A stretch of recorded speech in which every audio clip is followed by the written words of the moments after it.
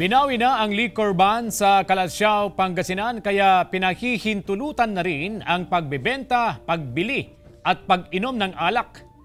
Yan ang tinutukan live ni Claire Lacanilaw. Claire?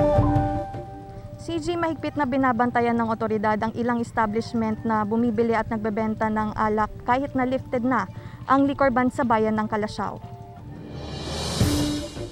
Bagamat sapat ang supply ng panindang alak ang tindahan ni Miguel Mayrina ng Barangay Banlag, Calasiao, Pangasinan, matumal pa rin daw ang bentahan kahit pinayagan na ng lokal na pamahalaan ang pagbebenta at pag-inom nito. Sumusunod din daw sila sa curfew hours, kaya limitado rin daw ang pwedeng bumili tuwing gabi. Medyo matumal, pandemic, tapos may curfew.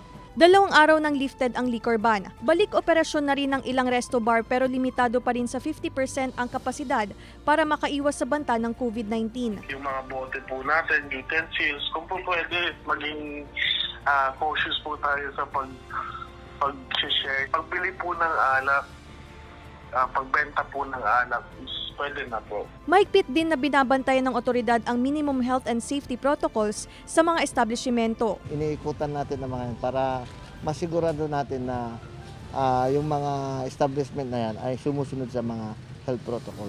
Tutupad tayo sa utos nila para maiwasan natin yung